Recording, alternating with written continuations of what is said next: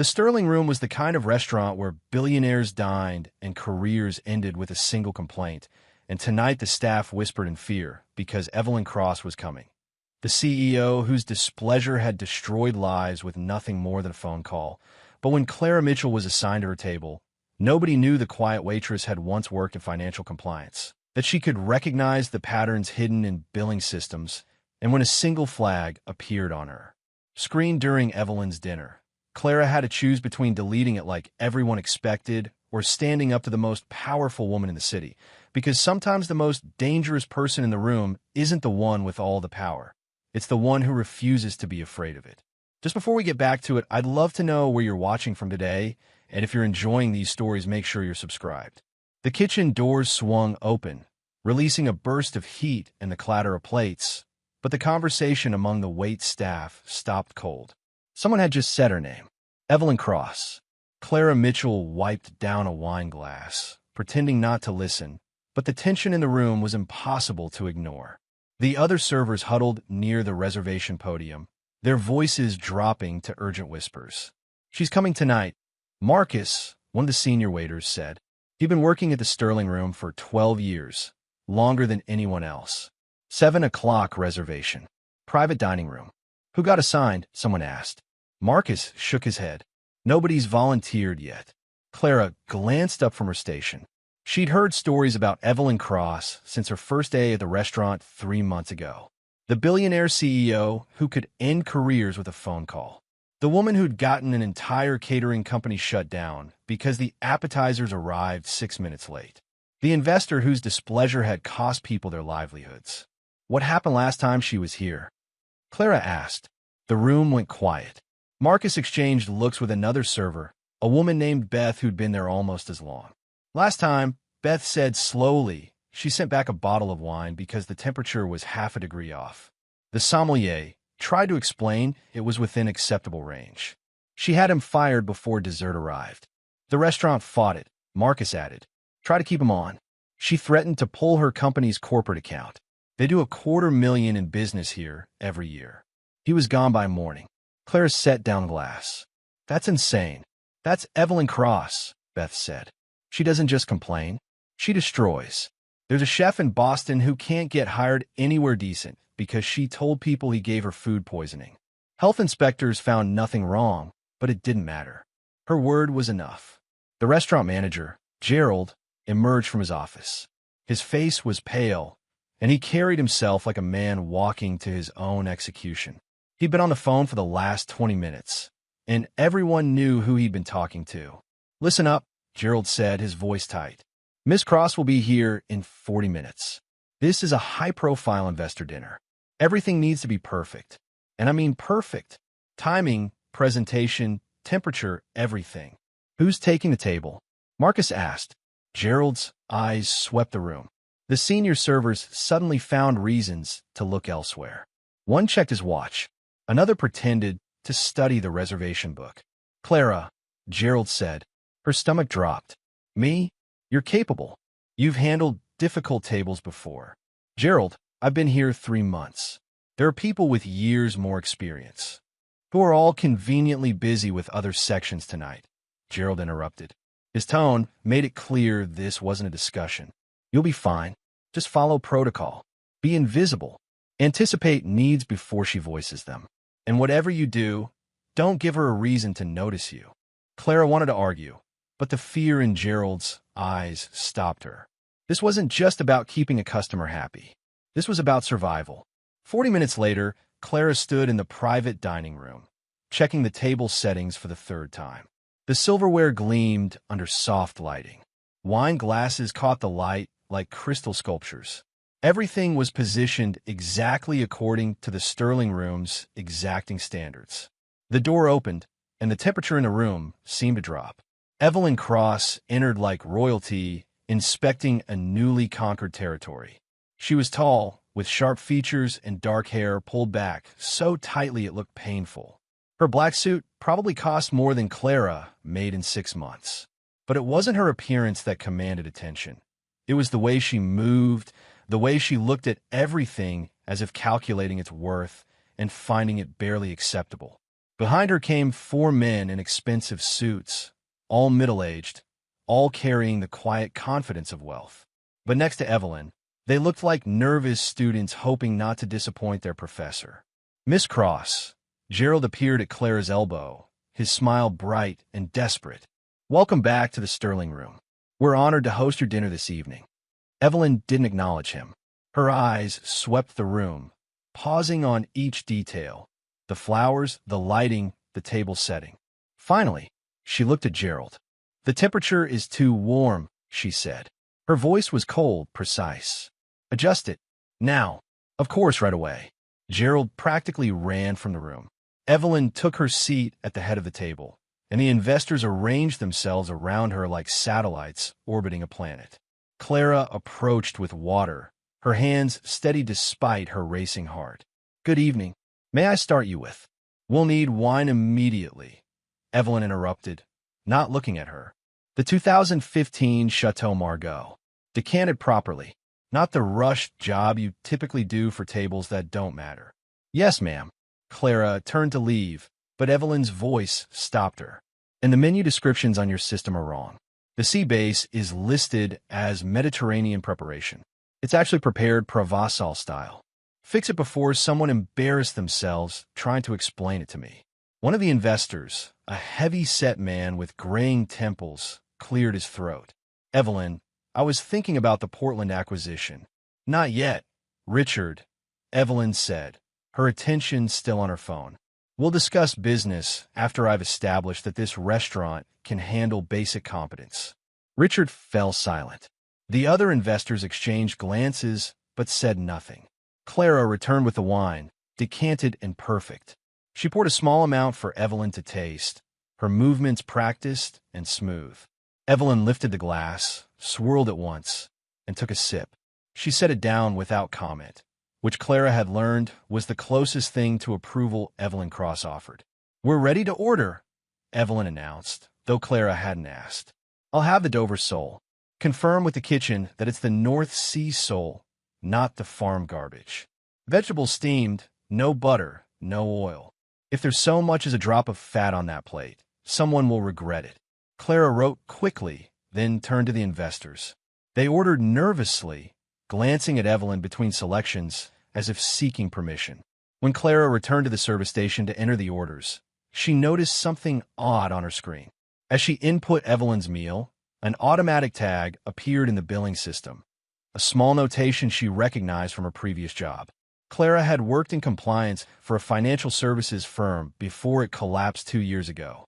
She'd been junior staff, processing documentation and flagging irregularities.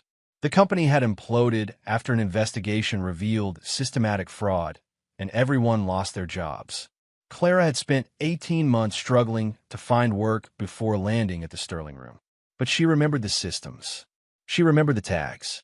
This particular tag indicated corporate billing, routed through shell company structures. It was the kind of thing that appeared when transactions were designed to bypass standard reporting. Clara had seen it dozens of times in her old job, usually right before auditors got very interested. She stared at the screen. The tag shouldn't be there. This was supposed to be a straightforward business dinner, charged to a corporate account. There was no reason for the routing to trigger compliance flags, unless the account itself was structured to hide something. Clara's finger hovered over the keyboard.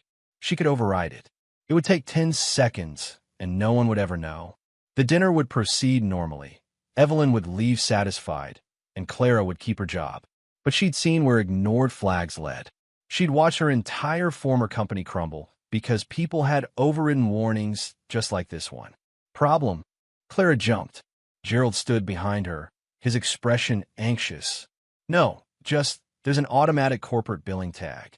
It's routing through a secondary structure." Gerald's face paled. "Can you fix it?"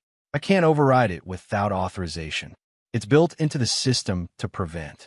"Clara." Gerald's voice dropped to a harsh whisper. "That is Evelyn Cross in there. She does not hear the word can't. Figure it out." "Gerald, this kind of tag triggers audit trails. If I override it without proper authorization, it creates a documented violation. The system is designed to." "I don't care what the system is designed to do," Gerald hissed. I care about keeping this restaurant running. Do you understand what happens if she leaves unhappy? Do you understand what she can do to us?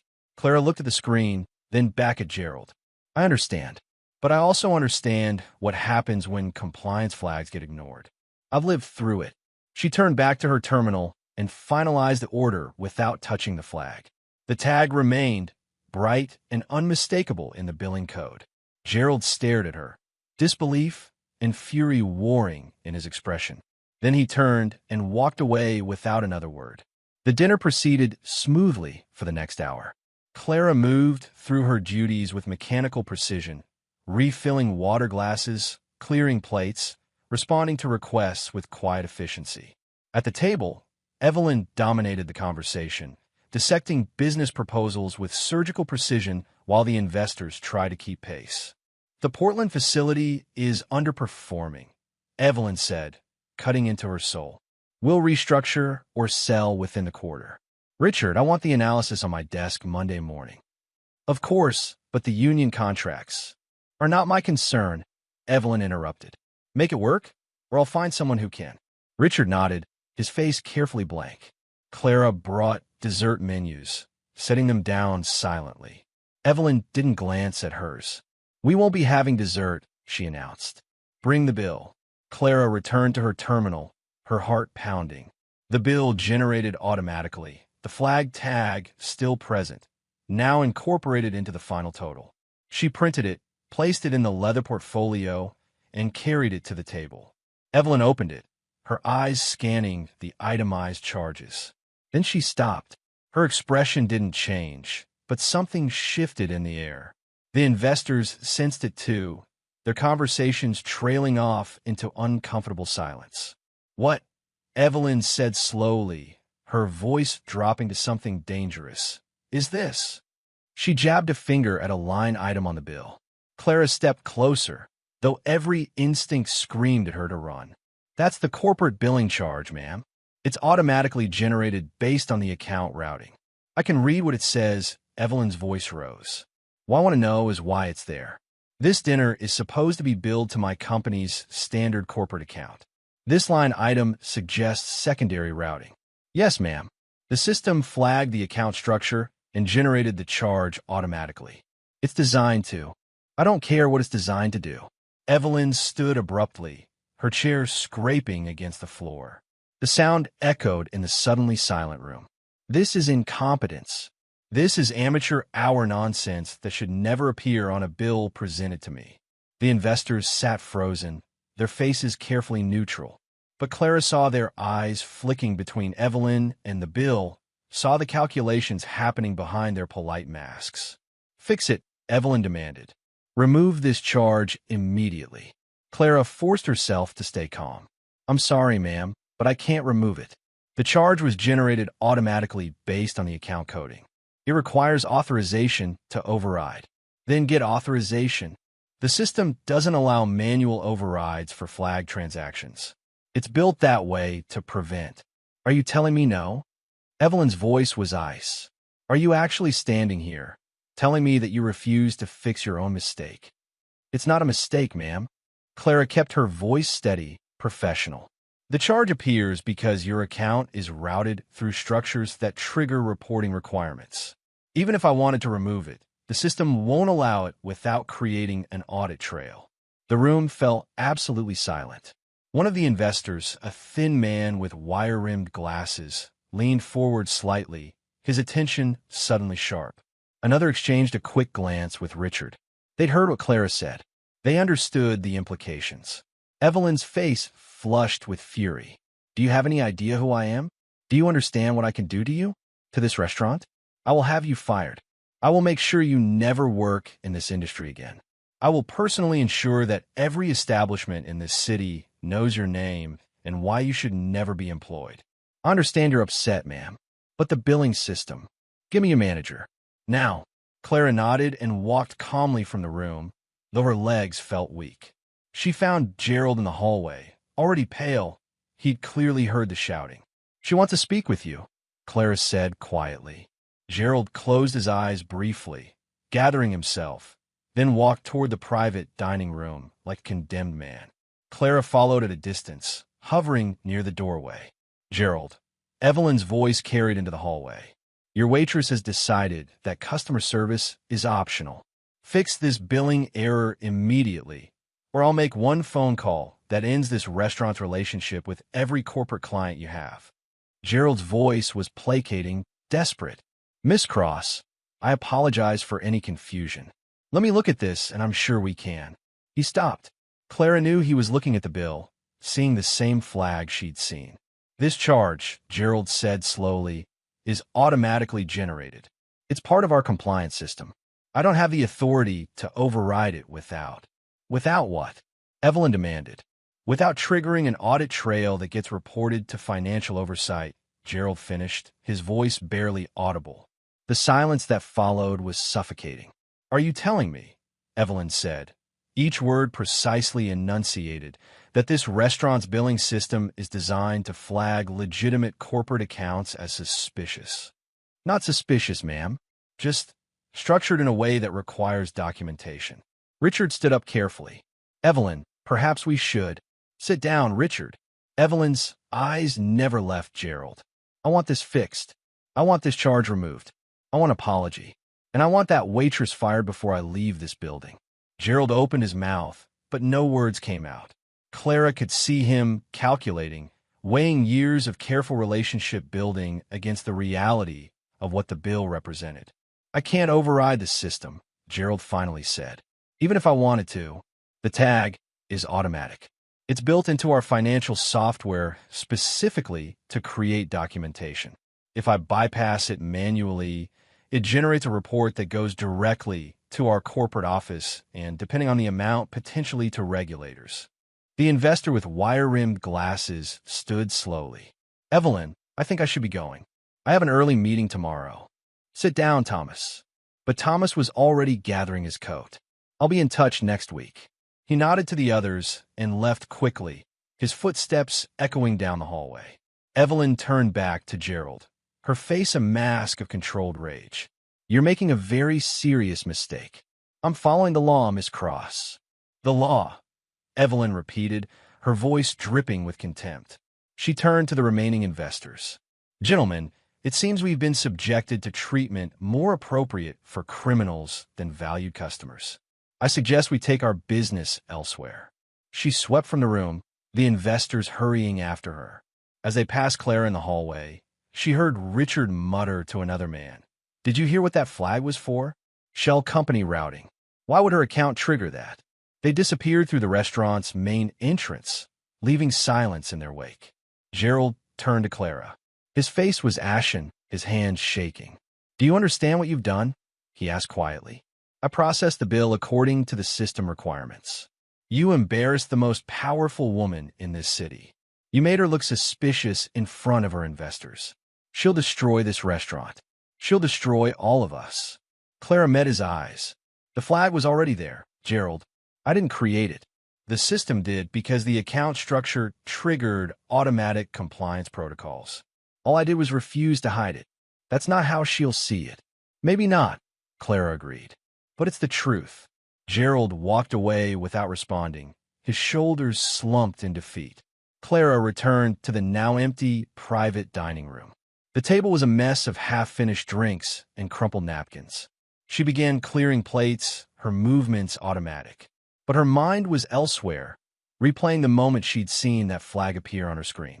She'd spent 2 years trying to forget her old job, trying to forget the feeling of watching everything collapse because people had ignored warnings that seemed inconvenient.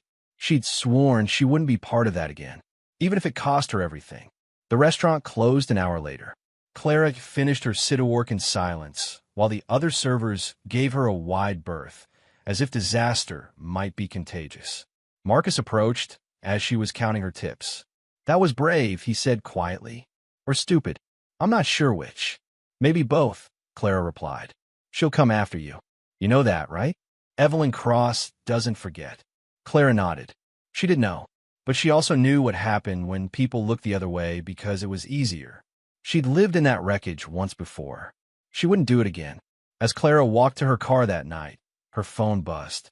A text from an unknown number. We need to talk about what you saw tonight. This is important. Clara stared at the message. She didn't respond. Instead, she saved the number and got in her car. Whatever was coming, she'd face it standing up. She'd already decided that the moment she refused to delete that flag, some lines couldn't be uncrossed, no matter how much power stood on the other side. Clara's refusal to remove the billing flag had created a crack in Evelyn Cross's carefully constructed world. As the private dining room emptied and the restaurant closed for the night, that crack began to spread in ways neither woman could have anticipated. By midnight, the story had already reached 3 different private clubs in the city, not through social media or news outlets, but through the quiet channels where real power communicated. Carefully worded phone calls, text messages between board members, hushed conversations in penthouses overlooking the financial district. Thomas Harrington, the investor who'd left Evelyn's dinner early, sat in his study with a glass of scotch and his phone. He'd made 4 calls in the last hour, each to someone he trusted completely. The conversations all followed the same pattern. I was at dinner with Evelyn tonight. Something strange happened with the bill. Corporate routing flag, the kind that triggers compliance documentation. A pause, letting that sink in. The waitress wouldn't override it. Said the system was designed to create an audit trail. Evelyn lost it completely. The responses varied, but the underlying message was consistent. Concern masked as curiosity, questions framed as friendly interest. By morning, 24 of the city's most influential people would know that something about Evelyn Cross's financial structures had triggered automatic fraud detection systems. And in the world of high finance, that kind of knowledge spread like blood in water. Across town, in a modest apartment in a neighborhood Evelyn Cross would never visit, Clara sat at her kitchen table, staring at her laptop. She'd pulled up her old files from her previous job, the ones she'd saved before the company collapsed. Spreadsheets full of flagged transactions, compliance reports that had been ignored, documentation of the systematic fraud that eventually brought everything down. She remembered the billing codes. She remembered the patterns. And she remembered what happened when people with power decided that rules didn't apply to them. The text message on her phone still glowed. "We need to talk about what you saw tonight. This is important." Clara had spent 2 hours researching the number. It came back to a law firm specializing in financial litigation. Not the kind that represented billionaires, the kind that went after them. She didn't respond. Not yet, but she didn't delete it either. The next morning, Clara arrived at the Sterling room to find Gerald waiting in his office. His face was gray, his eyes bloodshot. He'd clearly been there all night. "Close the door," he said. Clara did, her stomach sinking. "Miss Cross's attorney called 3 times last night," Gerald began without preamble. "They want you fired immediately. They're also demanding an apology from the restaurant and a full retraction of any implication that her account was improper." "I didn't imply anything," Clara said. "I just processed the bill according to the system." Her attorney sees it differently. They're calling it defamation. Slander. They're threatening to sue you personally and the restaurant corporately if we don't terminate you and issue a public apology. Clara felt her chest tighten. "What did you tell them?" Gerald looked down at his desk. "I told them I needed to consult with our corporate office and our own lawyers.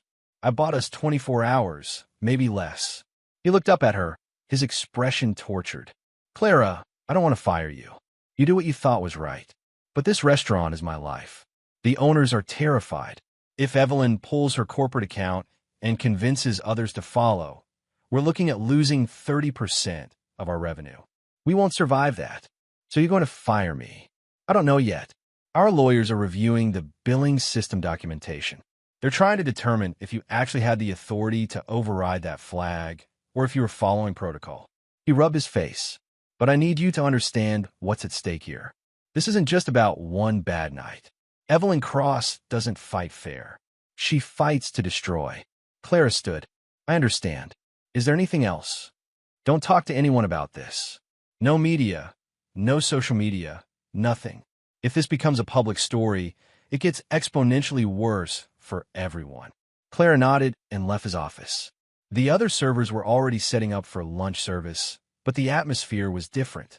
People glanced at her, then quickly looked away. Marcus gave her a sympathetic nod, but said nothing. She went through her shift mechanically, taking orders, delivering food, forcing smiles. But her mind was elsewhere, replaying the previous night, analyzing every decision. She'd known refusing to delete that flag would have consequences. She just hadn't imagined they'd come this fast. At a glass tower 20 blocks away, Evelyn Cross sat in her corner office overlooking the city. She'd been awake since 4 in the morning, which wasn't unusual. She rarely slept more than 4 hours. What was unusual was the reason she couldn't sleep. That waitress, that insignificant, nobody waitress had embarrassed her in front of her investors, had made her look suspicious, had treated her like a common criminal rather than the titan she was. Evelyn's assistant, Jennifer, stood before her desk with a tablet, running through the morning's priorities. Your legal team needs a decision on the Sterling Room situation, Jennifer said carefully. They're recommending termination of the waitress and a settlement that includes a non-disparagement clause. Not good enough, Evelyn said flatly. I want her unhireable. I want every restaurant in this city to know what happens when you disrespect me. They're concerned about documentation. Apparently, the billing system she referenced is legitimate. If she was following established protocol. I don't care about protocol. Evelyn's hand slammed on the desk. She made me look like a criminal in front of my investors. Thomas Harrington left in the middle of dinner. Do you understand what that signals? Jennifer nodded carefully. He's called twice this morning. He says he needs to discuss the Portland acquisition timeline. He's stalling. He heard that billing flag, and now he's nervous. Evelyn stood, pacing to the window. Give me everything on that waitress. Employment history, education, references, everything. I want to know who she is and how she knew about compliance flagging systems. Already done. Jennifer pulled up a file on her tablet. Clara Mitchell, 29. Previous employment at Meridian Financial Services before the company collapsed in 2023. She worked in their compliance department as a junior analyst. Evelyn turned sharply. Meridian? The fraud case. Yes. The company was investigated for systematic transaction manipulation. Clara Mitchell was one of dozens of employees who lost their jobs when the company was dissolved. There's no indication she was involved in the fraud itself. She was too junior. But she would have been familiar with compliance systems. Evelyn's mind raced. The waitress hadn't just stumbled onto that billing flag. She'd recognized it. She'd understood what it meant. And she'd refused to ignore it because she'd seen what happened when people did. This changes things, Evelyn said quietly. She's not just some server who got lucky. She knows exactly what she saw. Do you want me to contact legal again? No. I want you to contact Marcus Reed. Tell him I need to see him immediately. Jennifer's expression flickered with surprise. Marcus Reed was Evelyn's lead counsel, the attorney she called when situations required more than standard legal pressure. He was expensive, ruthless, and very good at making problems disappear. Yes, ma'am. Anything else? Cancel my afternoon meetings. I need to think. After Jennifer left, Evelyn returned to the window. Below, the city spread out like a game board, each building representing money, power, influence. She'd built her empire by being smarter and more ruthless than everyone else. She'd created structures that allowed her to move money efficiently, to minimize tax burden, to maximize profit. All perfectly legal, all carefully documented, all designed by the best attorneys money could buy. But those structures relied on people not asking questions, on billing systems processing transactions without flags, on waitresses who didn't have backgrounds in financial compliance. For the first time in years, Evelyn felt something unfamiliar, genuine concern. 3 blocks from Evelyn's office, in a cramped workspace that smelled of coffee and old books, a junior analyst named Kevin Park sat at his desk scrolling through industry news.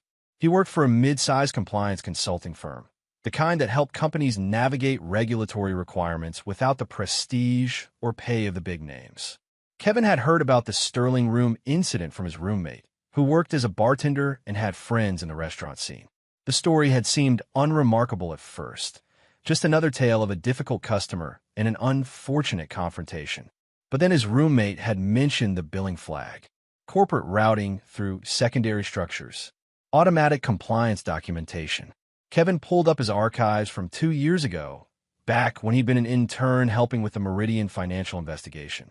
He'd spent 6 months reviewing transaction records, learning to recognize the patterns of financial manipulation. He remembered the billing codes, the routing structures, the way legitimate companies disguise questionable transactions by layering them through shell entities. He also remembered seeing those same codes associated with a different company, one that had flagged during the Meridian investigation but had never been formally examined because the case had focused elsewhere. Kevin opened a secure database and ran a search. It took 15 minutes, but he found it, a reference document from the Meridian case listing associated entities that showed similar transaction patterns. One of those entities was a holding company called Crosstech Investments, owned by Evelyn Cross. Kevin sat back in his chair, his heart pounding. The connection wasn't proof of anything illegal. Lots of companies used complex structures for legitimate tax and business purposes. But the fact that Crosstech had appeared in a fraud investigation file, even peripherally, was significant. He picked up his phone and called his supervisor. "Hey, it's Kevin. Remember the Meridian financial case? I think I found something worth looking at." By lunchtime, a copy of the archive document was on its way to the Securities and Exchange Commission. Clara was wiping down tables when her phone buzzed. Another text from the unknown number. "The situation is escalating. You should have legal representation. Call me." This time, Clara responded, "Who is this?" The reply came immediately. "Sarah Chun. I'm an attorney with Brennan and Associates. We specialize in whistleblower protection. What you saw at that restaurant might be bigger than you realize." Clara's hands went cold. Whistleblower protection. That meant this wasn't just about a difficult customer and a billing error. That meant someone believed there was actual wrongdoing involved. She stepped into the back hallway and called the number. Sarah Chun answered on the first ring. "Thank you for calling me back, Ms. Mitchell. I know this situation must be overwhelming. How did you get my number?" "I have contacts in the restaurant industry. When I heard about what happened with Evelyn Cross, I recognized the billing system you described. I've seen similar structures in other cases." "What kind of cases?" "Financial fraud, tax evasion, money laundering. The corporate routing flags you mentioned are designed to catch exactly the kind of shell company structures that facilitate those crimes." Sarah paused. "Ms. Mitchell, can you tell me exactly what you saw on that billing system?" Clara hesitated. Gerald had told her not to talk to anyone. But Gerald was also considering firing her to appease Evelyn Cross. She made a decision. "The system automatically flagged the account with a corporate routing tag," Clara said. "The kind that indicates transactions passing through secondary structures. I recognized it from my previous job at Meridian Financial." She heard Sarah's sharp intake of breath. "You worked at Meridian?" "In compliance, yes. I was junior staff, but I saw those tags every day. I know what they mean. Ms. Mitchell, I need you to listen to me very carefully. The flag you saw wasn't random. Those systems are sophisticated. If Evelyn Cross's corporate account triggered automatic compliance documentation, it's because the account structure matches known patterns of financial manipulation. That doesn't mean she's doing anything illegal," Clara said, though her voice wavered. "No, it doesn't. But it means someone should look closer. And from what I'm hearing, several people already are." "What do you mean?" "There are whispers. People who were at that dinner are asking questions. Analysts who remember seeing Cross's company's flag before. The SEC has people who notice patterns." Sarah's voice became more urgent. "Evelyn Cross is going to come after you hard. She's going to try to discredit you, intimidate you, maybe even sue you. But if what you saw is legitimate, if that flag was correct, then you're not just a waitress who made a mistake. You're a witness." Clara felt the world tilting beneath her. "A witness to what?" "That's what needs to be determined. But I can help protect you if it comes to that. Whistleblower protections are strong if you follow the right procedures. You don't have to face this alone." Clara closed her eyes. 3 months ago, she'd been serving tables and trying to forget about compliance systems and failed companies. Now she was on the phone with a lawyer discussing whistleblower protection and fraud investigations. "I need to think about this," Clara said. "Of course, but don't wait too long. The people who move first usually control the narrative. And Evelyn Cross is already moving." After hanging up, Clara stood in the empty hallway, her mind spinning. She could walk away, apologize, maybe even get fired, but move on with her life.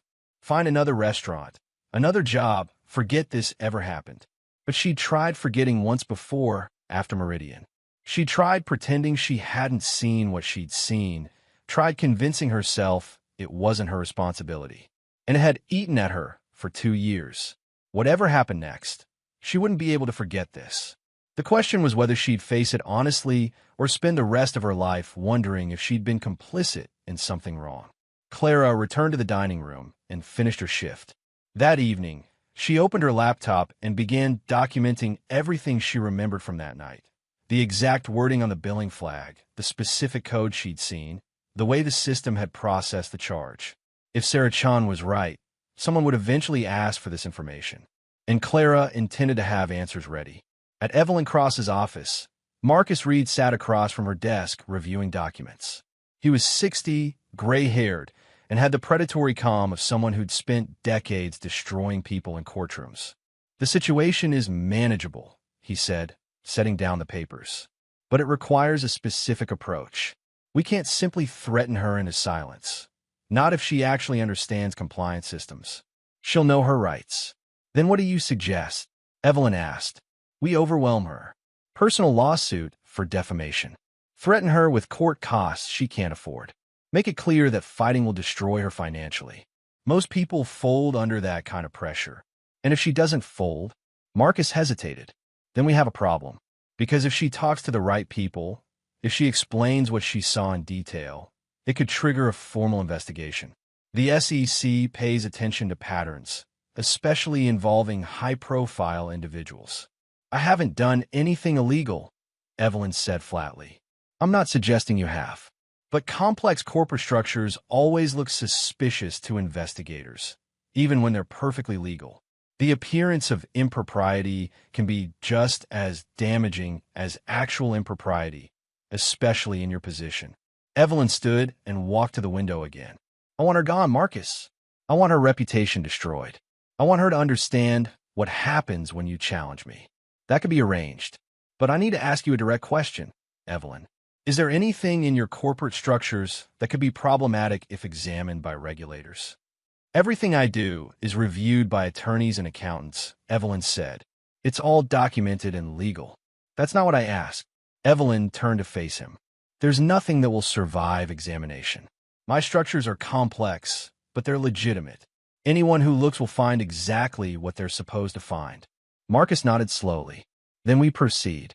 I'll draft the lawsuit against Ms. Mitchell and the restaurant. We'll file by end of week." After Marcus left, Evelyn sat alone in her office as the sun set over the city. She built everything through careful planning, strategic risk-taking, and absolute control.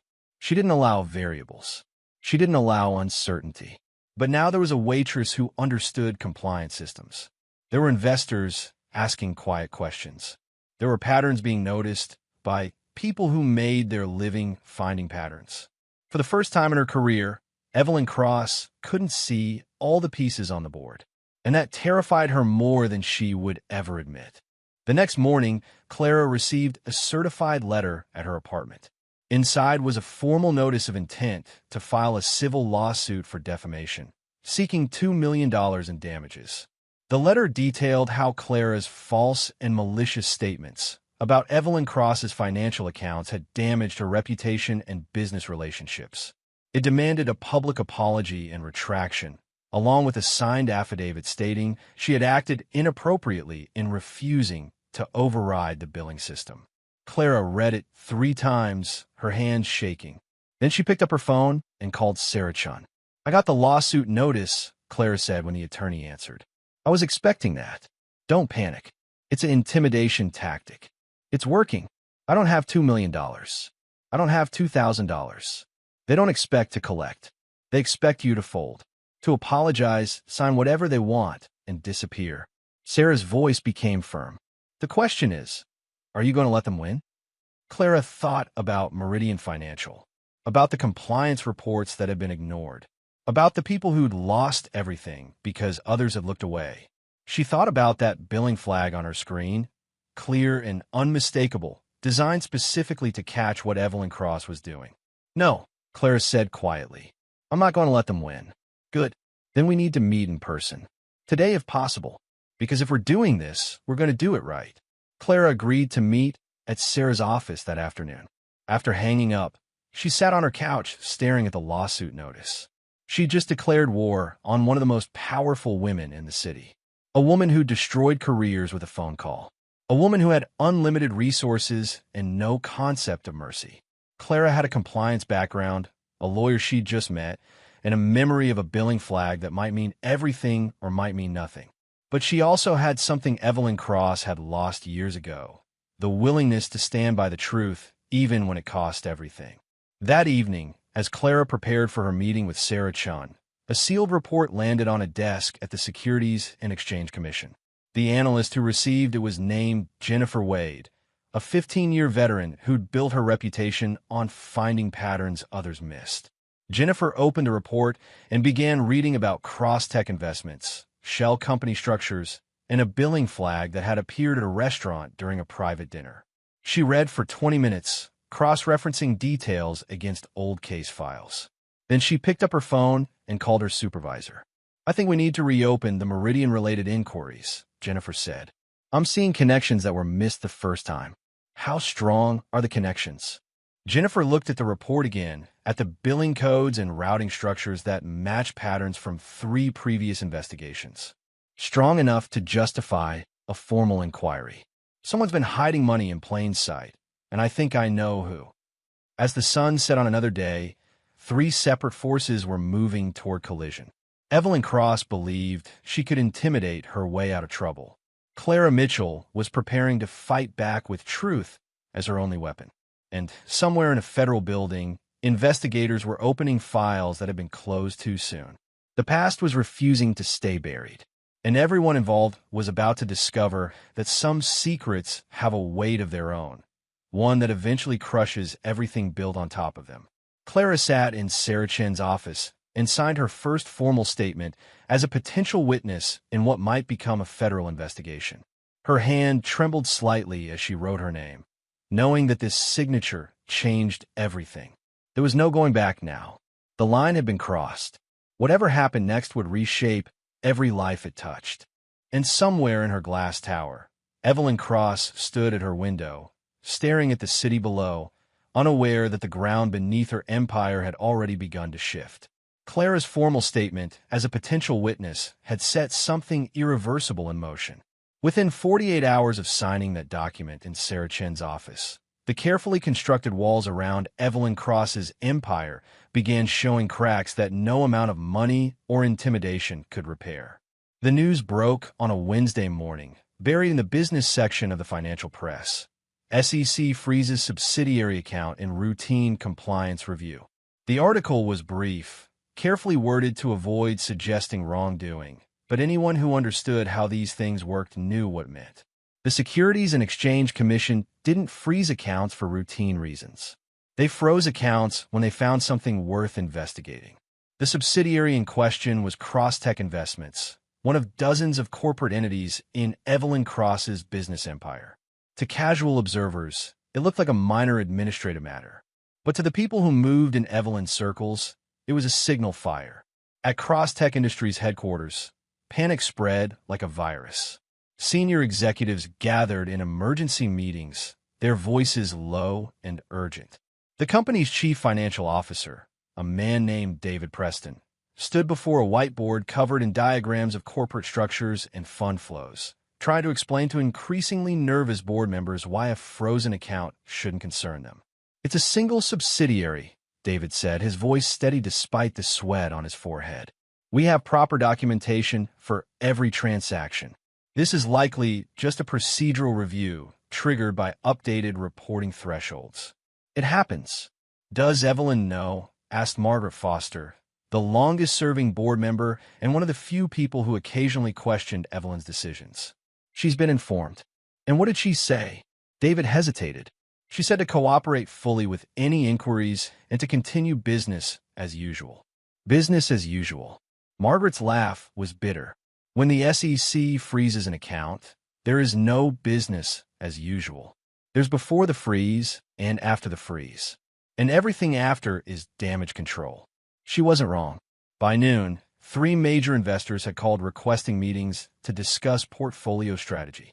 By 3 o'clock, 2 junior executives had quietly hired personal attorneys. By close of business, the company's stock had dropped 4% on heavier than normal trading volume. The markets could smell blood in the water. In her office, Evelyn stood at her window, her phone pressed to her ear. She'd been making calls for 6 hours straight, reassuring investors, demanding answers from her legal team, trying to control a situation that seemed determined to spiral beyond her reach.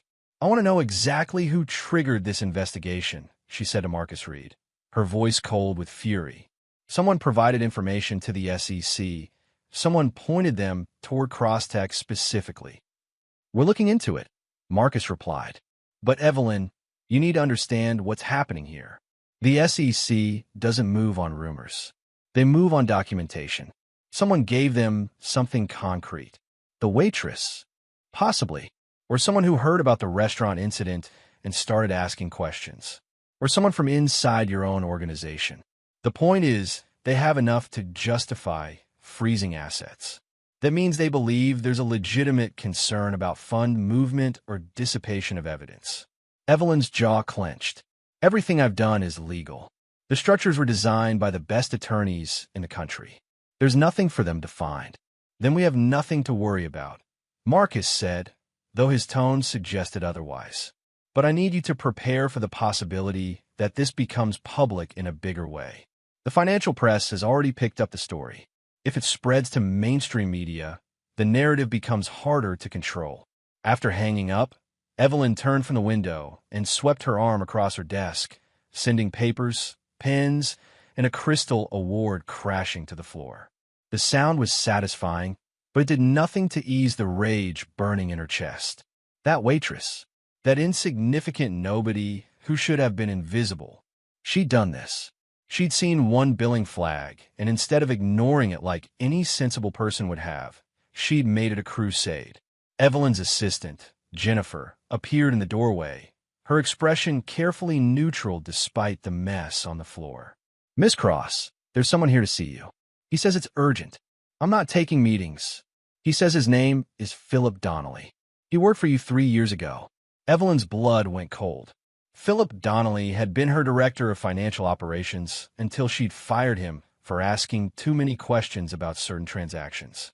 She'd made him sign a comprehensive non-disclosure agreement and paid him enough to ensure his silence. "Send him in," Evelyn said quietly. Philip entered like a man who knew he held a winning hand.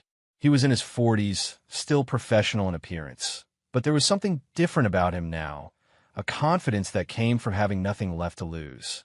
"Evelyn," he said, not bothering with pleasantries, "I heard about the SEC investigation. I thought we should talk. You signed an NDA." "I did, and I honored it for 3 years. But NDAs have limits. They can't be used to cover up illegal activity. And more importantly, they don't protect you from federal subpoenas." Evelyn's expression remained perfectly controlled, but inside, fear bloomed. "What do you want, Philip? I want you to understand your position. The SEC has already contacted me. They're asking questions about financial structures I helped implement when I worked here.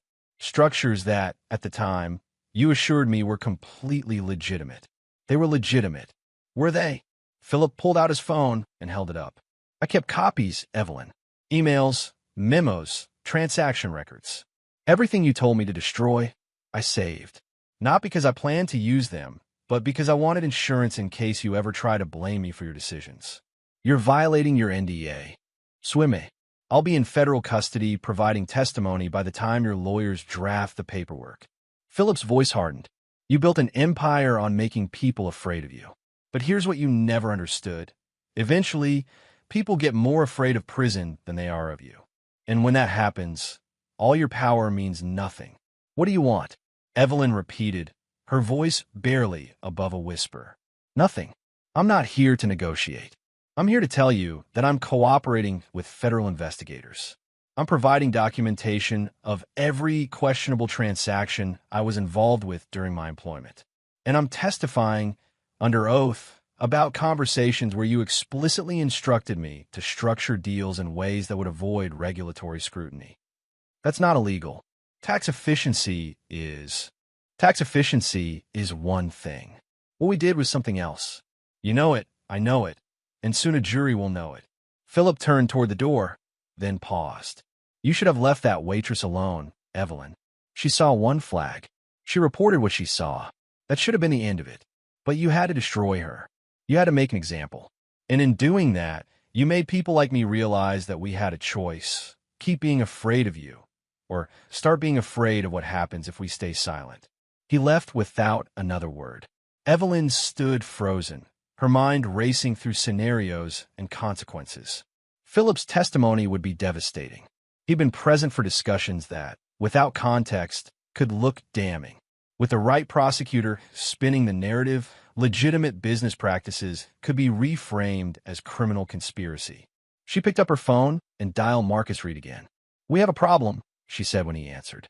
"Philip Donnelly is cooperating with the SEC. The silence on the other end told her everything she needed to know. Across town, Clara sat in a small conference room at the SEC's field office. Across from her sat Jennifer Wade, the analyst who'd reopened the investigation, along with a federal prosecutor named Robert Hayes. Sarah Chun sat beside Clara, reviewing documents and occasionally whispering advice. "Ms. Mitchell," Robert Hayes began, his voice professional but not unkind. "Thank you for coming in voluntarily.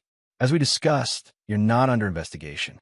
You're here as a witness to help us understand certain financial structures." Clara nodded, her mouth dry despite the water bottle in front of her. "I want to walk through what you saw at the restaurant that night. Specifically, the billing flag that appeared on your terminal. Can you describe it in as much detail as possible?" Clara took a breath and began explaining.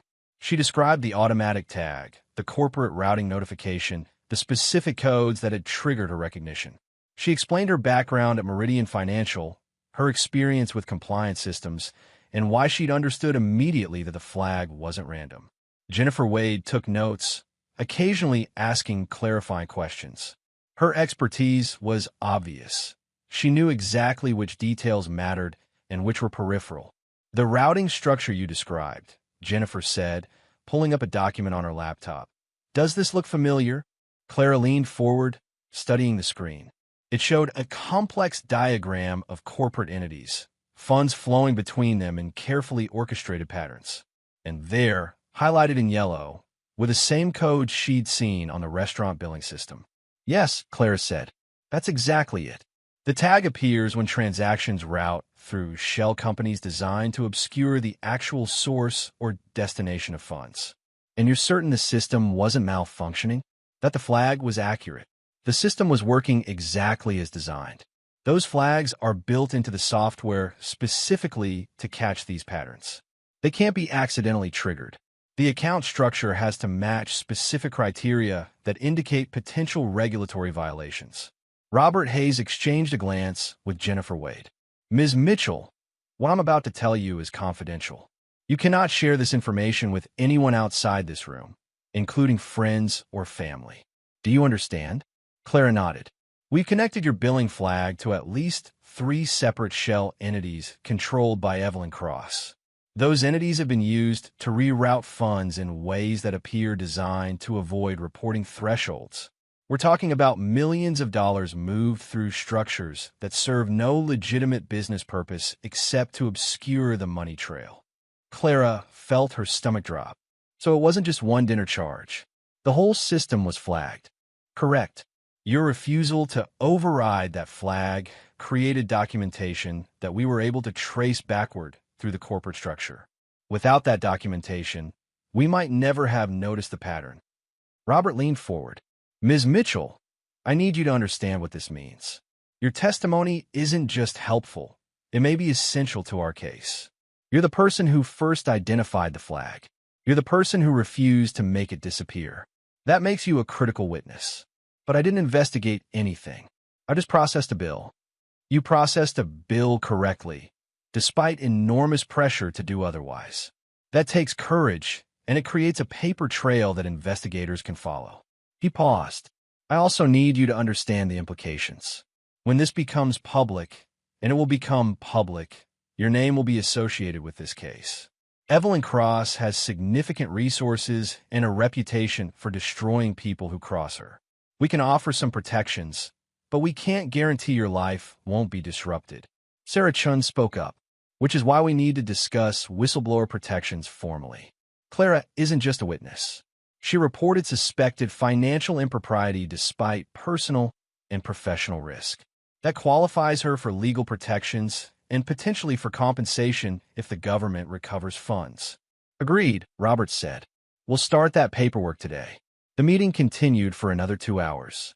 Clara walked through every detail she could remember, answered questions about her compliance training at Meridian, and reviewed documents that showed how the restaurant's billing system connected to larger investigative threads. When she finally left the building, it was late afternoon. Sarah Chun walked with her to the parking garage. You did well in there, Sarah said. You were clear, consistent, and credible. That's exactly what prosecutors need. I feel like I'm drowning, Clara admitted. 3 weeks ago, I was just serving tables. Now I'm testifying about financial fraud to federal prosecutors. I know it's overwhelming, but Clara, you need to understand something. What you did, refusing to delete that flag, that wasn't a small thing. You saw evidence of potential wrongdoing, and you didn't look away. Most people would have. Most people do. The fact that you didn't makes you either very brave or very stubborn. I'm not brave. I am terrified. Good. That means you understand what you're up against. Sarah stopped beside her car. Evelyn Cross is going to come after you harder now. The lawsuit was just the beginning. She's going to try to discredit you, intimidate you, maybe even threaten you directly. You need to be prepared for that. Clara nodded, though her hands were shaking. What happens next? The investigation accelerates. They'll interview more witnesses, subpoena documents, build the case. It could take months, maybe longer. During that time, you need to keep your head down and avoid anything that could be used against you. Like what? Like talking to media, like posting anything on social media, like doing anything that Evelyn's attorneys could twist into looking unprofessional or vindictive. Sarah's expression softened. I know that's a lot to ask, but this is how these cases work. The government builds slowly and carefully. We just need to be patient. Clara drove home in a daze, her mind spinning with everything she'd learned. The billing flag she'd seen hadn't been a glitch or an overreaction. It had been accurate. Evelyn Cross had been using her corporate structures to hide money, to avoid scrutiny, to operate above the rules that governed everyone else. And Clara had caught her. The realization was both empowering and terrifying. That evening, Clara's phone rang. The number was blocked. Hello, she answered cautiously. Ms. Mitchell. The voice was smooth, professional male. My name is Daniel Foster. I'm an attorney representing several parties who might be affected by the current SEC investigation into cross-tech entities. I can't talk about that. I understand, but I'm not calling about the investigation directly. I'm calling to offer you an opportunity. My clients are prepared to provide you with financial assistance. Let's call it $200,000 in exchange for a signed statement clarifying that you may have misunderstood what you saw on the restaurant billing system. Clara's blood went cold. That's a bribe. It's compensation for your time and trouble. A settlement, if you will. You've been put in a difficult position through no fault of your own. This would allow you to move on with your life without the stress of a prolonged legal matter. I'm hanging up now. Ms. Mitchell, please think carefully. $200,000 is life-changing money for someone in your position. It could pay off debts, allow you to go back to school, start over somewhere new. All we're asking is that you acknowledge the possibility of a mistake. There was no mistake. The flag was accurate. I know it was accurate because I understand the systems. Are you certain? Because uncertainty is reasonable. You saw something complex for a few seconds during a stressful situation. Perhaps you misremembered. Clara ended the call, her heart pounding. She immediately called Sarah Chun. Someone just tried to bribe me, Clara said, her voice shaking. They offered me $200,000 to recant my statement. Sarah's response was immediate. Did you record the call? No, I didn't think. That's okay. Write down everything you remember. Exact words if possible. Time of call, name they gave you, everything. This is witness tampering. It's a federal crime. The prosecutors need to know about this immediately. Clara spent the next hour documenting the conversation in painful detail. When she finished, she emailed the document to Sarah and copied Robert Hayes at the SEC. The response came within minutes. File received. This is being taken seriously. Do not answer calls from unknown numbers. If they contact you again, document, but do not engage. Clara set down her phone and looked around her small apartment. 3 weeks ago, this had been her quiet life. Work, bills, simple routines. Now she was at the center of a federal investigation, being offered bribes, receiving threats through lawyers, preparing to testify against one of the most powerful women in the country. She thought about backing out, about calling Sarah and saying she'd made a mistake, that she wanted to withdraw her statement, that she just wanted her normal life back. But then she thought about Meridian Financial, about all the people who'd lost their jobs because executives had moved money illegally and no one had stopped them, about the compliance reports that had been ignored, the warnings that had been dismissed, the patterns that had been hidden until it was too late. She thought about Philip Donnelly, walking into Evelyn's office to announce his cooperation with investigators, about all the people who'd been intimidated into silence, who'd watched wrongdoing happen and said nothing because they were afraid. Clara had been afraid too. She was still afraid, but fear wasn't enough to make her lie. The next day, news of the investigation leaked to the mainstream media. The headlines were cautious but damaging. Billionaire CEO under federal scrutiny. SEC expands investigation into corporate shell companies. Former employees cooperate in financial probe. Evelyn's name wasn't mentioned directly in the initial reports, but anyone paying attention knew exactly who they were talking about. Within hours, the story had spread across financial news networks, business blogs, and social media. At Crosstech headquarters, the board of directors held an emergency meeting. This time, Evelyn wasn't invited. Margaret Foster stood at the head of the conference table, her expression grim. We need to discuss the company's exposure in light of the SEC investigation. Our fiduciary responsibility is to shareholders, not to protecting Evelyn's personal interests. David Preston, the CFO, nodded. I've reviewed our corporate structures with outside counsel. The good news is that most of our operations are completely separate from the entities under investigation. The bad news is that separation may not matter to public perception. What are you suggesting? Another board member asked. I'm suggesting we consider asking Evelyn to step down as CEO while the investigation is ongoing. We can frame it as a voluntary decision to avoid distraction from company operations. But the reality is, her presence is becoming a liability. The room fell silent. Asking Evelyn Cross to step down was unthinkable. She'd built this company from nothing. She was the company in every way that mattered. But she was also under federal investigation. And boards had a way of prioritizing survival over loyalty when the stakes got high enough. Let's table that discussion for now, Margaret said carefully. But start preparing options. We may need to move quickly if the situation deteriorates. For Evelyn, sitting alone in her penthouse that evening, the deterioration was already obvious. Her phone had stopped ringing with investor calls.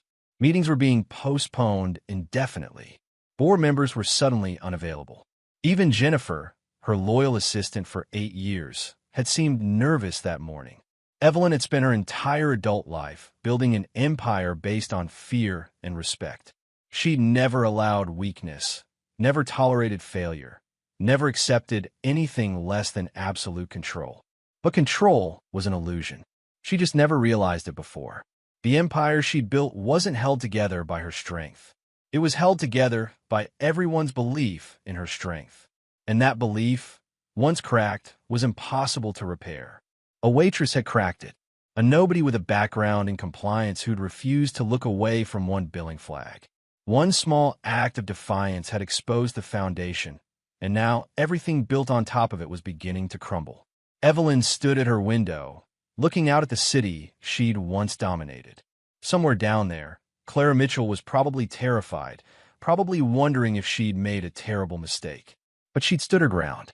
She'd told the truth despite every threat, every pressure, every inducement to do otherwise. And that truth had weight. It had momentum. It had the power to destroy everything Evelyn had spent decades building. For the first time in her life, Evelyn Cross understood what it meant to be afraid of someone with nothing to lose. Clara's phone buzzed with another news alert. The investigation was expanding. More former employees were coming forward. Financial records were being subpoenaed. The SEC had issued a formal statement confirming they were pursuing multiple leads related to corporate financial structures and potential fraud. She turned off her phone and sat in silence, trying to process everything that had happened. She'd done what she thought was right. She'd refused to make a billing flag disappear. She'd told the truth to investigators. But the consequences were vast and spreading. People were losing jobs. A company was facing collapse. A billionaire's empire was crumbling. Clara wondered if she should feel guilty, if the destruction she'd triggered was justified by the wrongdoing she'd exposed. Sarah Chun had told her something during their first meeting. The truth doesn't care about convenience. It doesn't care about who gets hurt or whose life gets disrupted. It just is. And once it's out, you can't put it back. Clara was beginning to understand what that meant. The truth about Evelyn Cross's financial structures had always existed. It had been there in transaction records, in corporate filings, in the architecture of shell companies designed to obscure reality. But it had been hidden, ignored, accepted because challenging it seemed too difficult or too dangerous.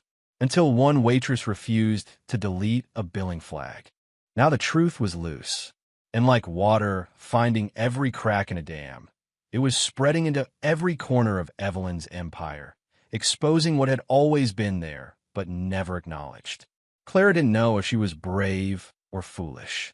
She didn't know if history would remember her as a whistleblower or as the person who destroyed thousands of jobs and billions in shareholder value. But she knew one thing with absolute certainty. She could look at herself in a mirror. She'd seen evidence of wrongdoing, and she hadn't looked away. She'd been pressured to stay silent, and she'd refused. Whatever came next, she'd face it with her integrity intact. And in a world that often rewarded looking the other way, that felt like something worth protecting, the indictment came down on a gray Tuesday morning in March, 6 months after that dinner at the Sterling Room. Clara was at work when she heard the news, not from prosecutors or from Sarah Chun, but from a customer who was watching the breaking news on his phone at the bar. "Holy shit," the man muttered. "They actually indicted her." Clara's hands went still on the wine glass she was polishing. She didn't need to ask who. There was only one her that mattered anymore. Evelyn Cross had been formally charged with 15 counts of financial fraud, money laundering, obstruction of justice, and conspiracy to defraud the United States. The indictment was 53 pages long and detailed a decade of carefully constructed schemes designed to hide income, avoid taxes, and manipulate financial reporting. The news spread through the restaurant like wildfire. Servers gathered around phones, reading headlines aloud. Even Gerald, who'd spent months trying to distance the restaurant from the scandal, couldn't hide his shock. Clara excused herself and stepped into the back hallway, her heart pounding. She pulled out her phone and found 17 missed calls from Sarah Chun. She called back immediately. "You've seen the news," Sarah said without preamble. "Just now. The trial is set for 6 months from now. The prosecution is moving fast because they have overwhelming documentation. Philip Donnelly's testimony, the billing records, transaction histories, emails, it's all there." Sarah paused. "Clara, you're listed as a primary witness. Your name is in the indictment. As of about an hour ago, you're officially public." Clara closed her eyes, leaning against the cold concrete wall. She'd known this was coming. She prepared for it. But knowing and experiencing were two very different things. "What does that mean for me?" "It means media attention. It means reporters might try to contact you. It means your face and name will be associated with this case forever." Sarah's voice became firm. "Do not talk to anyone. No interviews, no comments, nothing. Refer all media requests to me. The prosecution has very specific guidelines about witness communication during trial preparation." "Okay. Clara, listen to me. This is going to be hard. Evelyn's defense team will try to destroy your credibility. They'll dig into your past, question your motives, make you look vindictive or incompetent or both. You need to be prepared for that. I am prepared. I hope so, because this trial is going to be brutal. The next 6 months passed in a blur of preparation, anxiety, and unwanted attention. True to Sarah's warning, reporters found Clara within days of the indictment. They showed up at the Sterling room, at her apartment, even at the grocery store. Camera crews waited outside, hoping for a comment, a reaction, anything they could use. Clara said nothing. She walked past them with her head down, went to work, came home, and tried to maintain some semblance of normal life while the world dissected everything she'd done.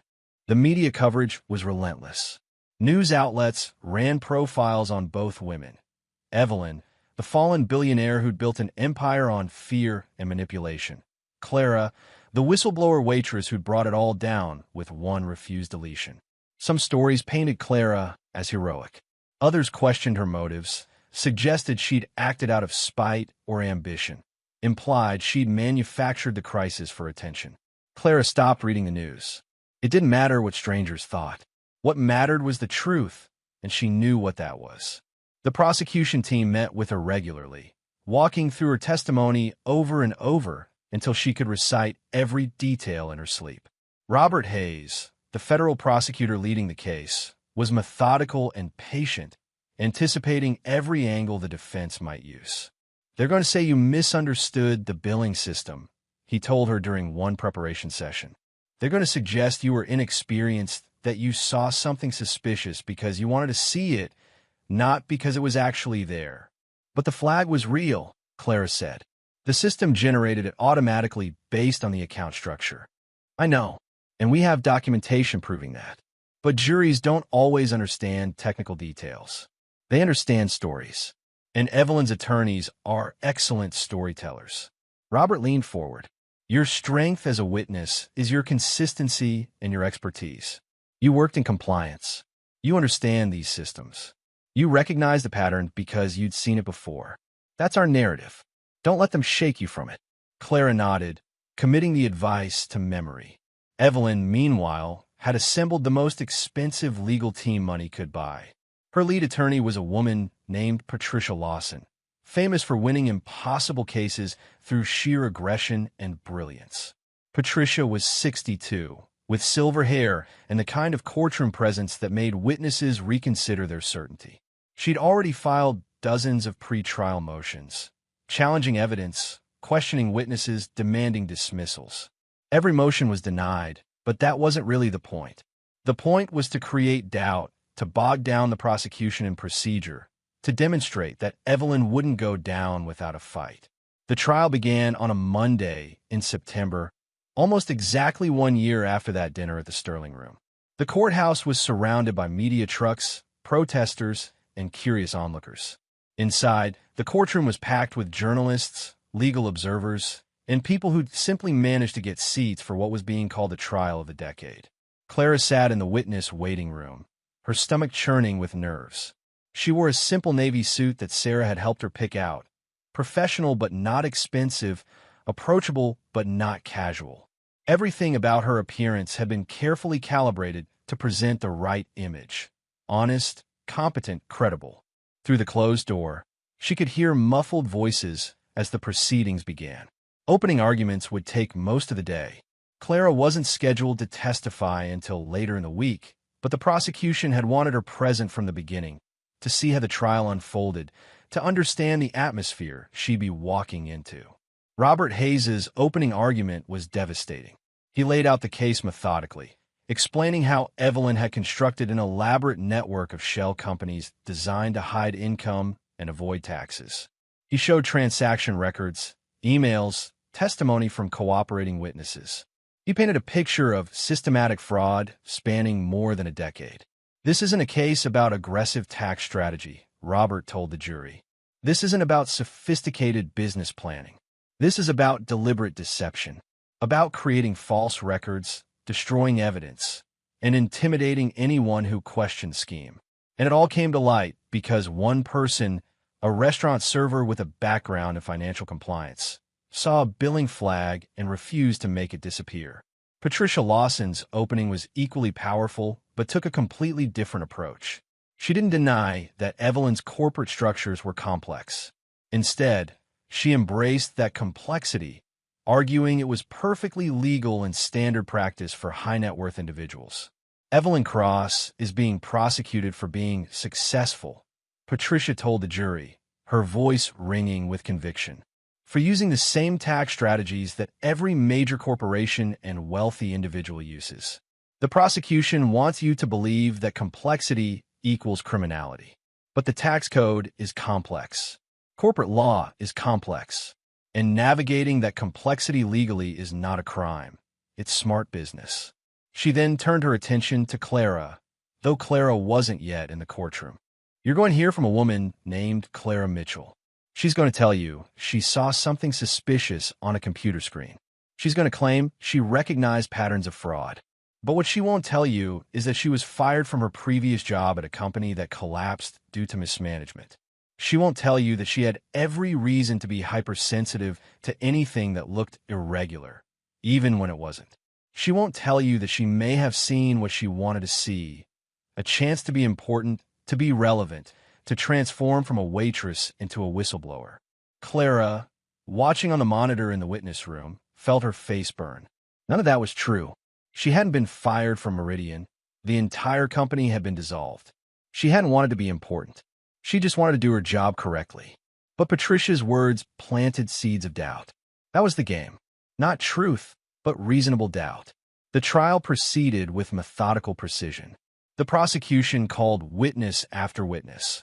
Accountants who explained the shell company structures, FBI agents who detailed the investigation, former Crosstech employees who testified about Evelyn's explicit instructions to obscure transactions. Philip Donnelly was particularly damaging.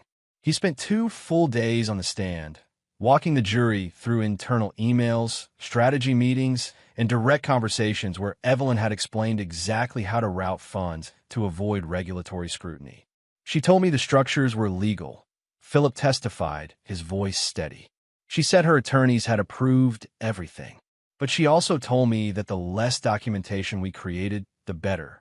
That certain conversations should never happen over email. That if anyone asked questions, we should bury them in complexity until they gave up. Patricia Lawson tried to shake him during cross-examination, but Philip had documentation for everything. Emails, memos, recorded phone calls. He'd kept copies of it all, and the prosecution had spent months verifying every piece. You betrayed your employer, Patricia accused. You violated your non-disclosure agreement. You're testifying to save yourself from prosecution, aren't you? I'm testifying because what we did was wrong, Philip replied calmly. And yes, I got immunity in exchange for cooperation. But that doesn't change the facts. Those emails are real. Those transactions happened. Evelyn Cross personally designed these structures to hide income. I know because I was in the room when she explained how to do it. By the time Clara was called to testify, the prosecution had already built a comprehensive case. But Clara's testimony was critical because she was the beginning, the person who'd first flagged the system, who'd refused to ignore what she'd seen. Clara walked into the courtroom on a Thursday morning, her legs steadier than she'd expected. The room was smaller than it had looked on the monitor, more intimate. Evelyn sat at the defense table in a perfectly tailored suit, her expression neutral, her posture perfect. But when Clara glanced at her, she saw something new in Evelyn's eyes, fear masked as contempt. Clara raised her right hand and swore to tell the truth. Then she sat in the witness box and focused on Robert Hayes, blocking out everything else. Ms. Mitchell, Robert began, can you tell the jury about your educational background and work experience? Clara explained her compliance training, her work at Meridian Financial, her understanding of billing systems and fraud detection protocols. She spoke clearly, avoiding jargon, making the technical concepts accessible. On the night of September 15th of last year, you were working at the Sterling Room restaurant. Can you describe what happened? Clara walked through the evening, Evelyn's arrival, the tense atmosphere, the moment the billing flag appeared on her screen. She explained what the flag meant, why it had triggered, and what it indicated about the account structure. Did you consider deleting the flag? Robert asked. No, the system is designed to prevent manual overrides for exactly this reason. The flag was there, because the transaction matched patterns associated with financial irregularities. Deleting it would have violated protocol and potentially made me complicit in hiding suspicious activity. What happened when you presented the bill? Clara described Evelyn's reaction. The anger, the threats, the public confrontation. She explained how Evelyn had demanded the charge be removed, how she'd promised to destroy Clara's career if she didn't comply. I told her I couldn't override the system without creating an audit trail, Clara said. She became more angry. She told me I had no idea who I was dealing with, that she could end my career with one phone call. Were you afraid? Yes. Everyone at the restaurant was afraid of her, but I was more afraid of ignoring something that might be important. I worked at a company that collapsed because people ignored warnings. I didn't want to be part of that again. Robert nodded, satisfied. No further questions. Patricia Lawson rose for cross-examination like a predator approaching prey. Her smile was sharp, professional, dangerous. Ms. Mitchell, you testified that you worked at Meridian Financial. That company was shut down due to fraud, correct? It was dissolved after a federal investigation, yes. And you lost your job when that happened. Everyone lost their jobs. The entire company was closed. But you specifically worked in compliance, the department responsible for catching the fraud that destroyed the company. Isn't that ironic?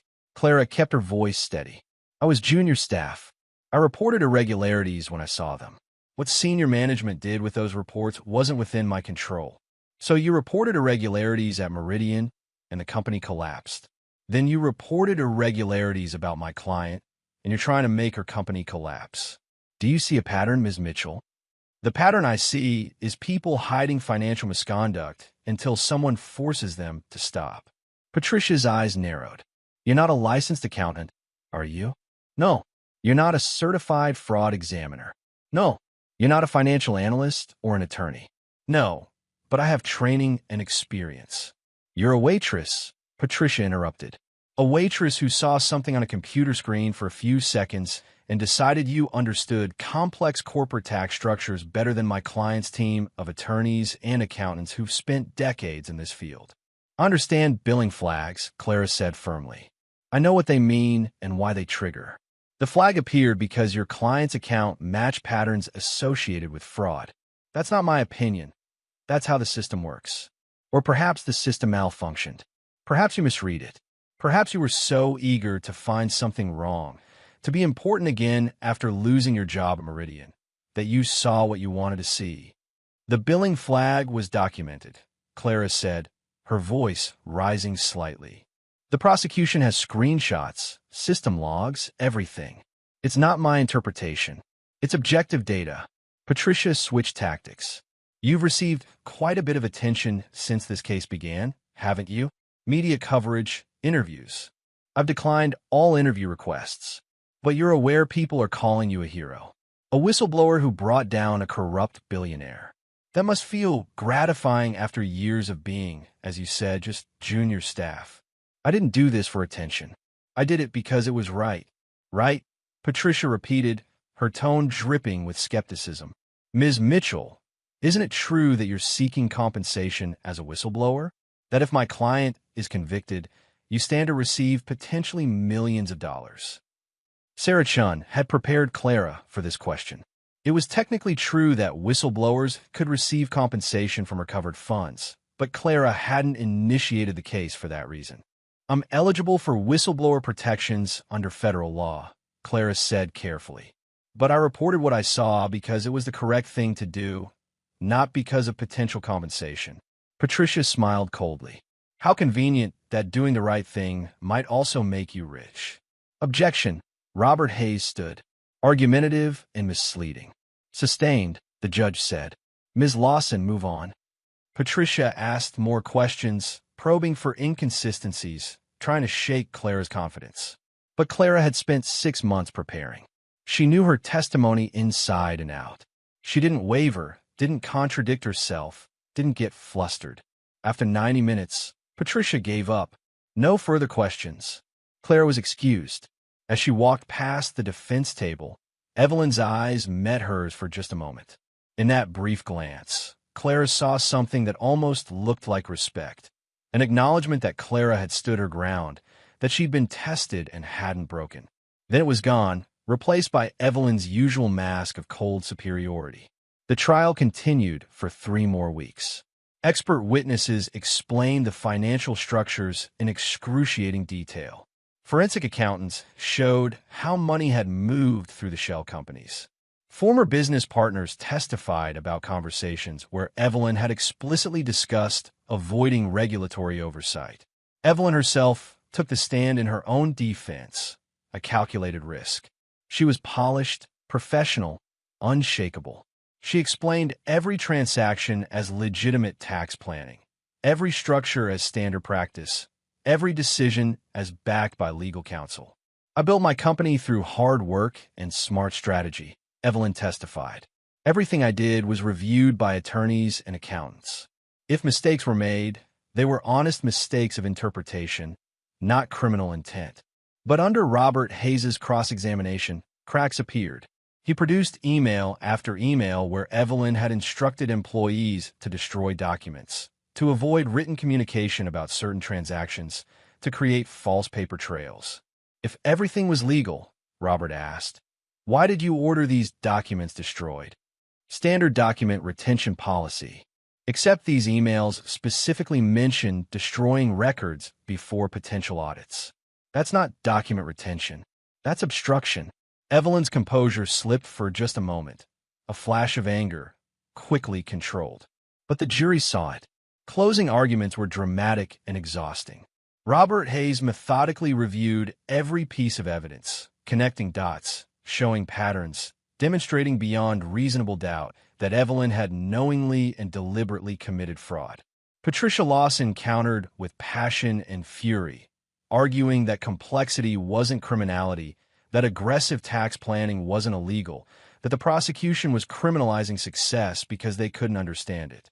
"They want you to convict Evelyn Cross for being smart," Patricia told the jury, "for using strategies that are perfectly legal but that they find distasteful. Don't let them do that. Don't let them turn success into a crime." The jury deliberated for 4 days. For days of waiting, of second-guessing, of wondering if 12 strangers would see the truth or be swayed by Patricia's alternative narrative. Clara wasn't present for the verdict. She was at home, trying and failing to distract herself, when Sarah Chen called. "It's happening," Sarah said. "The jury's coming back. Can you get to the courthouse?" Clara made it in 20 minutes, slipping into the public gallery just as the jury filed in. She'd learned to read jury body language during the trial. 12 people who'd spent weeks examining evidence, who now held Evelyn's fate in their hands. They didn't look at the defense table. That was a bad sign for Evelyn. The judge asked for the verdict. The jury foreman stood. "On count 1, financial fraud, we find the defendant guilty. On count 2, money laundering, we find the defendant guilty. On count 3, it continued for all 15 counts. Guilty on every single one." The courtroom erupted in controlled chaos. Reporters scrambling for doors, spectators whispering, attorneys conferring urgently. Evelyn sat perfectly still, her face a mask, but Clara saw her hands gripping the table edge, knuckles white. Sentencing was set for 6 weeks later. Evelyn was allowed to remain free on bond, but the verdict was clear. She would be going to prison. Clara left the courthouse before the media could find her. She sat in her car in the parking garage for a long time, processing what had just happened. Evelyn Cross had been convicted. The woman who'd terrified everyone, who'd built an empire on fear and power, who'd threatened to destroy Clara's life. She'd been found guilty by a jury of her peers. Clara expected to feel triumphant. Instead, she felt exhausted and strangely sad. Sentencing day arrived on a cold morning in November. The judge, a stern woman named Catherine Reynolds, reviewed the case thoroughly before pronouncing sentence. "Ms. Cross, you were a person of extraordinary privilege and opportunity. You built a successful business empire. You had wealth, influence, and respect. But instead of using those advantages responsibly, you chose to commit systematic fraud over more than a decade. You hid income, manipulated records, and destroyed evidence.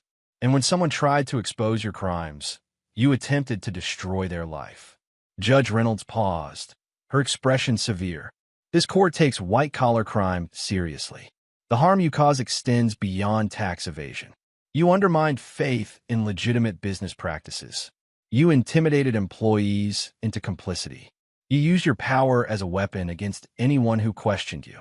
She announced the sentence, 22 years in federal prison, with eligibility for parole after serving 18 years. Additionally, Evelyn was ordered to pay $847 million in restitution, fines, and penalties. Evelyn's face remained composed, but Clara saw her shoulders sag slightly, the first real sign that she understood her world had ended. Federal marshals led Evelyn away in handcuffs. The woman who'd never been told no, who'd controlled every aspect of her environment, who'd inspired fear with a glance. She walked out of the courtroom in chains.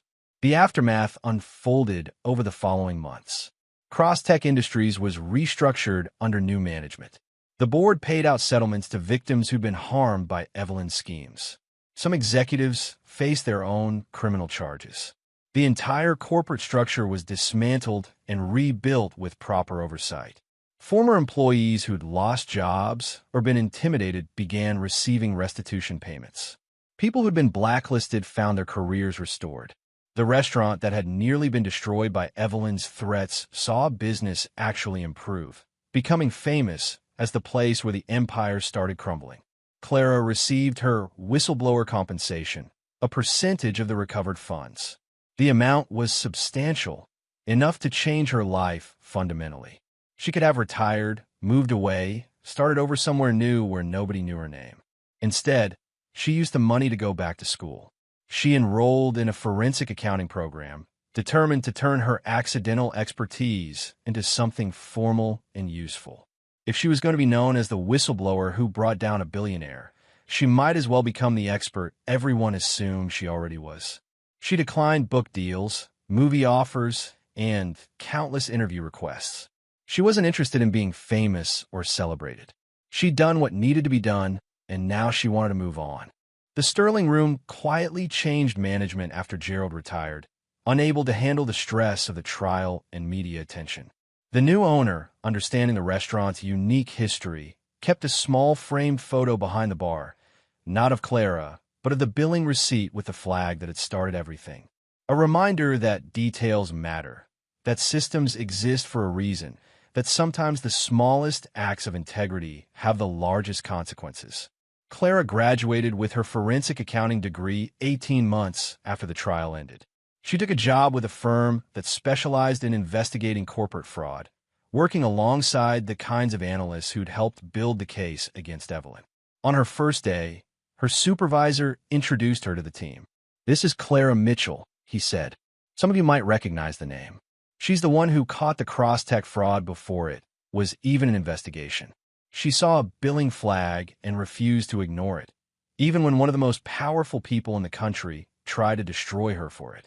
The team welcomed her warmly, treating her not as a curiosity or celebrity, but as a colleague who understood what they did and why it mattered.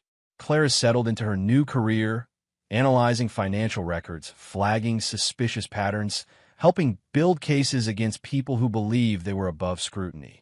The work was demanding but satisfying. Every case she worked represented someone being held accountable, some victim getting justice, some wrong being corrected. She thought about Evelyn sometimes, imprisoned in a federal facility, stripped of everything she'd built, facing decades behind bars. Clara didn't take pleasure in that outcome, but she didn't regret it either. Evelyn had made choices. She'd broken laws. She hurt people. The consequences were severe, but deserved. And Clara had made her own choices. She'd seen something wrong and refused to look away. She'd been threatened, pressured, offered bribes, and publicly attacked. But she'd stood firm because the truth mattered more than her comfort. 3 years after that night at the Sterling Room, Clara was reviewing transaction records for a new case when she noticed a familiar pattern: corporate routing flags that indicated potential shell company manipulation. She flagged it immediately, documented everything, and submitted her findings to prosecutors.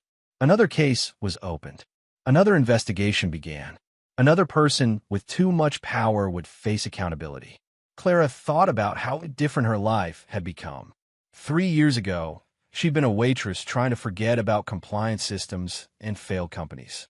Now she was actively seeking out financial fraud, using her skills to catch people who thought they were untouchable. She thought about the moment she'd seen that billing flag appear on her screen, the split second where she'd had to choose between taking the easy path and doing what was right. That choice had cost her the quiet, anonymous life she'd built. But it had given her something more valuable, the knowledge that when tested, she hadn't looked away. Evelyn Cross had been the most powerful person Clara had ever encountered. She'd commanded billions, controlled corporations, inspired fear with her mere presence. She'd built an empire on the premise that power meant freedom from consequences. But power, it turned out, was fragile. It depended on everyone believing in it, on people being too afraid to question it, on systems being too weak to check it. One billing flag had shattered that illusion. One waitress refusing to delete documentation had exposed the foundation. And once exposed, the entire structure had collapsed under its own weight. Clara stood from her desk, stretching, looking around at her colleagues working on their own cases. Every person in this office had chosen, like her, to make truth more important than comfort, to hold the line against fraud and manipulation, to be the people who noticed when something was wrong and actually did something about it. It wasn't glamorous work. Most cases didn't make headlines. Most fraudsters weren't billionaires with dramatic courtroom trials. But every case mattered, every pattern flagged, every suspicious transaction documented, every small act of integrity that said, "You don't get to cheat just because you think you can." Clara returned to her work, analyzing numbers, looking for patterns, doing the quiet, unglamorous work of justice. Somewhere in a federal prison, Evelyn Cross was learning what life looked like without power protecting her. Learning that fear only worked as long as people were afraid. Learning that empires built on intimidation collapsed the moment someone refused to be intimidated. And somewhere in every city, in every restaurant, in every office, there were people facing their own moments of choice, seeing things that looked wrong, wondering whether to speak up or stay quiet, calculating the cost of honesty against the price of silence. Clara hoped they would choose to speak up, because she'd learned something in the 3 years since that night at the Sterling Room. The truth doesn't need to be loud or dramatic to matter. It just needs to be told. And sometimes, all it takes is one person willing to stand up and say, "No, I won't delete that. No, I won't ignore what I'm seeing. No, I won't make this disappear just because someone powerful wants me to." That's how empires fall. Not in dramatic confrontations or epic battles, but in quiet refusals, in small acts of integrity, in ordinary people deciding that truth matters more than comfort. Clara had been that ordinary person once, and now she helped others find the courage to do the same.